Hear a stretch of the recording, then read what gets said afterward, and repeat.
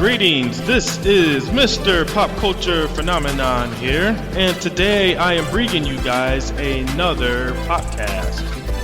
So today's video is titled, What Makes Jon Snow the Perfect King? So before we dive in, remember to like, listen, and subscribe below. Now, let's get into it.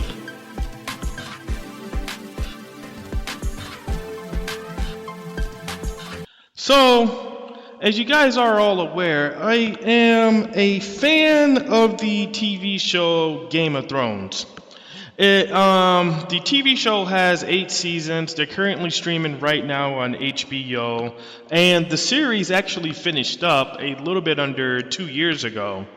I think it actually turned out to be one of HBO's top 3 shows throughout the history of their channel. And I really liked the fact that I thought it was a solid storybook turned TV adaptation. And I mean, this universe had so much success. And just kind of on a side note too, if you guys haven't heard, there is a prequel coming out in the year 2022, and it is called The House of the Dragon. And it's about the ancestral lineage of the Targaryens, who are the House of the Dragon. So, I'm assuming most of you guys have already seen Game of Thrones. Now, with this show, we all know that Jon Snow turns out to be the main character of the show. And I'm kind of hold him to a really high standard. In my video, I titled, What Made Him the Perfect King? And when you get to see him in every season between 1 through 8, he was probably the number one force and the number one hero that everybody probably rooted for. And I mean, he was a guy that technically, if everybody remembers, by the end of the show, should have been king. It was his throne rightfully, and he didn't even want it. Throughout the show, the main thing as to why I really favored him as my favorite character throughout the whole entire show was because everything he did was to basically, at the end of the day, save people, save lives, and save his land. And so that's kind of what it all came down to. But when you kind of go in and get a little bit of a backstory on Jon Snow, you first find out that he is the bastard son of Ned Stark. And Ned Stark currently right now is the king of the North. Now, you can see him being raised with his siblings, and while he was being raised in comparison to his siblings, he was always treated as the outsider of the group. Now, even though he was the son of the king, the queen of the North hated him because he was born out of wedlock and it wasn't her offspring. Now, some of the examples to show you that why he was treated differently was like when the kids were growing up and they were all given pups, Jon was forced right off the bat to get the run of the litter. And when it came to sitting at the table with all the royalty during chow, Jon Snow was forced to sit at the side table, out of sight from the king and queen and siblings. Now, we do all find out later on in the show that the queen despised him and hated him while growing up. And finally, when Jon Snow becomes an adult, she finally realizes that she made a mistake and that she innocently shunned a boy that did nothing wrong to her besides just being born. And so that was one of the flaws I hated with the Queen of the North. And I mean, other than that, I thought she was a very bold and tenacious character throughout the show, and she wasn't too bad. I didn't like the commentary about when it came to how she treated Jon Snow being raised.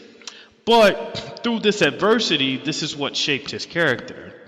So we all know that once Jon Snow reaches adulthood, he joins the soldiers and the men of the Night Watch. And the Night Watch, as you guys are familiar with the show, they are basically the guardians of the seven kingdoms of the world. And they basically protect the civilizations from any unknown outside forces. Now, Jon Snow, during his time with the men of the Night Watch, shows exceptional swordsmanship. And not only does he show excellent swordsmanship, but he also shows excellent leadership. And when the time comes to vote for a new leader, Jon Snow is voted as the youngest and newest leader of the men of the Night Watch. So, and that just goes to show you with what type of personality that Jon Snow has. He's young, but he can lead.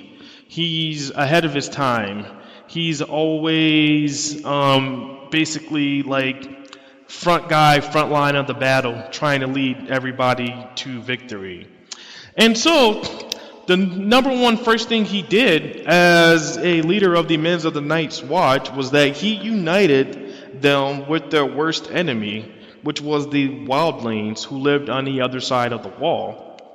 Now, that just goes to show you what type of character that he has. And he basically unites two known enemies who have been fighting each other for hundreds of years because he lets them know that, hey, this upcoming winter, our petty bickering and squabbling won't mean nothing if we don't come together as a human being species and try to save this world.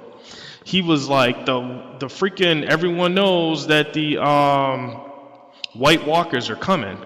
And that it wasn't everyone knew, but only a handful of people knew that the White Walkers were coming, and that they knew that this upcoming winter was gonna be the decision of whether or not the human species would live on. So he united two known enemies and brought them together, and he basically just goes to show you what type of person he is. Now, after the reuniting of the wildlings and bringing them on the other side of the wall for safety, he actually goes back to the north. And when he goes back to the north, he sees that the north is in shambles. It's been taken over by a foreign king named Ramsay Bolton. He finds out that his father's been killed. His brother, who was the next king in line, has been killed as well too by the known enemies. And his sister is taken hostage by the new guy that's running the territory, and he literally goes in, basically stops Ramsay Bolton, rescues his sister, gets revenge on the people that killed his dad and his brother, and he reunites the North. And he reunited the North even when all the Northmen didn't swear their allegiance to him at first and didn't help him out when he needed to. And he brought everybody back together and reunited the North and brought his family name back at the top of the North. And by him doing that, he is later on voted as the King of the North. So now you can see with this resume, everything that he's doing is reuniting and justifying situations. And he's already been voted leader of the Men of the Night's Watch. He's already been voted leader or king of the North. But he knows winter is coming. Winter is coming. So he knows winter is coming, and he knows he's going to need more help, and that he's going to have to get the world to unite and come together to fight the White Walkers once this winter hits. And he knows, like, the winter is do or die. It is it's going to be the decision of whether or not we're going to live as a human being and as a species. So he knows Daenerys Targaryen has a huge army behind her, and she has 3 dragons. And he knows he needs that manpower and that firepower to stand a chance against the White Walkers. So even though his people didn't want him to, he chose to basically bend the knee and pledges allegiance to Daenerys Targaryen, and by him pledging allegiance, automatically the North is pledging their allegiance to her too, as he knows that, hey, we need her to stay alive. We need her if we're going to have a chance at winning this upcoming war. So he does that. And him as a king, it never came down to having an ego. It never came down to freaking, you need to succumb to me and I need to be over you. It never came down to petty squabbling. It never came down to fighting over territory. At the end of the day, all the moves and everything that he did as a character throughout this TV show was to show that he was trying to unite the people to save the human race. Even if that meant that he had to humble himself and bend a knee to another foreign king to get their firepower, then so be it. At the end of the day, his people are going to be alive, and that's exactly what he did. So, you guys know how the show plays out. He basically goes and unites them. They have the war against the White Walkers, and by him and his actions, they won the war and defeated the White Walkers and saved the human race. And none of this would have never even been possible if it wasn't for Jon Snow. Now let's just play scenario if Jon Snow didn't choose to unite the world. The wildlings would have got overtaken. The wildlings would have basically succumbed out there on the wild on the other side of the wall by themselves. Then that would have just beefed up the White Walkers' army. Then they would have broke the wall, and then the men of the Night's Watch didn't even have the firepower or the manpower to stop them. Then you would have just added more beef to the White Walkers' army. And then the Seven Kingdoms that didn't come into uniting, they would have just got picked off like one by one. But by him bringing everybody together, by him telling us we have a chance to do this, by him getting people to unite, it's what gave the human species a chance at living on. And he saved everybody. And that's just what type of character he is. So then, the funny plot to this twist is, finally, once he gets a premonition or a vision or an epiphany, however you want to go about it, he gets the epiphany that he finds out that he is the son he is the great-grandson of the former king, which really goes to show you that he is truly the heir to the throne, because he is the great-grandson of the former king. But not only that, but he is also from the bloodline lineage of the Starks, where you find out that the king of the North, who raised him as his bastard son, really was his uncle. And he just took in his sister's son because his sister died while giving birth. But he knows that guy, that her baby was really the rightful heir, and that he knows the king sitting on the current throne would not allow that baby to live.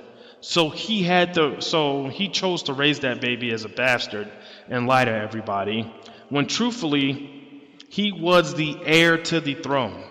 And what made him perfect was the North had his back. He's technically a Stark anyway. And not only that, but truly too, he was the one male heir that was left to the Iron Throne. And at the end of the day, he never even wanted it at all. And that just goes to show you what type of character he is. And I remember his best friend said to him after the battle, he's like, all these sons of bitches right now are alive because of you and because of the steps and the actions you chose to take. And he was like, it was never really about trying to be the king. And it was never really trying to do what other people are doing. It wasn't over petty squabbling. It wasn't over nonsense. At the end of the day, the choices and decisions he made were to unite people and to save the world. And his actions spoke way louder than words. And then at the end of the day, everybody was still fighting over who gets to be the rightful king of the Seven Kingdoms. And truthfully, he was the heir to the fucking kingdom on the seventh throne. He was the heir to the throne and in charge of the seven kingdoms, and he still did not choose to take it or go for it. It just wasn't him. He inspired to want to do more and be more. Well, anyways, I'm just kind of giving out my 2 cents on the character Jon Snow, and I hope you guys like the commentary that I'm putting out. Remember to like, listen, and subscribe below. And this is Mr. Pop Culture Phenomenon here. Take care and have a good day.